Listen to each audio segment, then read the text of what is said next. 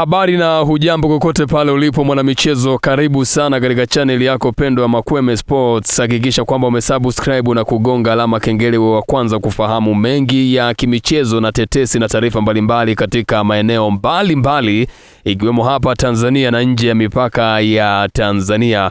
Taarifa ambayo imetufikia hivi punde na si taarifa nzuri kwa mashabiki wa Yanga kuisikia ni upasuaji kwa nahodha msaidizi Dickson Job.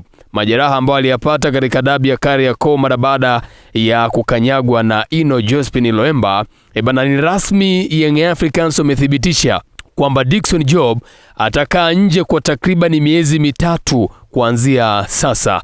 Kocha mkuu wa Yanga Pedro Gonçalves amethibitisha kwamba nahodha msaidizi wa timu hiyo ya Yanga na timu ya taifa ya Tanzania hata kuwa sehemu ya kikosi cha Yanga kwa takriban miezi mitatu kulingana na jeraha ambalo amelipata.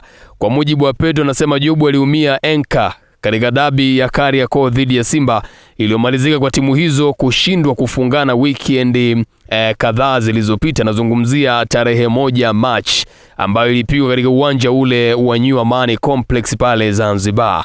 Akizungumza na wanahabari, kocha Pedro amesema kwamba Jobu hawezi kuwa kwenye kikosi cha Yanga kwa takriban miezi mitatu kulingana na taarifa ambayo amepewa na madaktari wa Yanga. Namzungumzia Moses Etutu pamoja na wengine. Lakini kocha huyo amesema Jobu ambaye amekuwa mchezaji muhimu kwenye kikosi cha kwanza cha Yanga alianza mechi hiyo ya dabi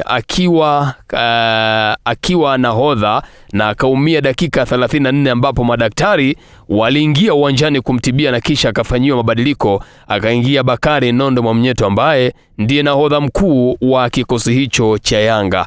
Sasa ni rasmi kwa mujibu wa meneja habari na mawasiliano ndani ya Yanga Ali Shabani Kamwe ni kwamba mpaka tunavyozungumza hivi sasa ndani ya Makweme Sports, Dickson Job nahodha msaidizi wa Yanga tayari ameshasafirishwa na klabu yake kwenda nchini Afrika Kusini kufanyiwa upasuaji kwenye enka ambayo alipata majeraha kwenye dabi ile ya Kariakoo.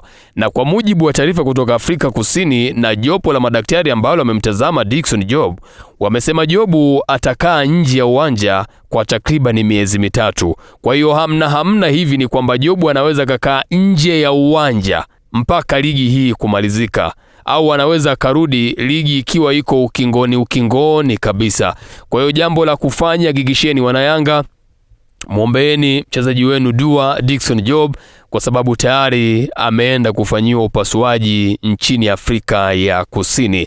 Hii ni Makweme Sports, hakikisha umesubscribe na kugonga alama kengele uwe wa kwanza kufahamu taarifa na matukio mbalimbali ambayo ni ya kimichezo nyumbani Tanzania na nje ya mipaka ya Tanzania.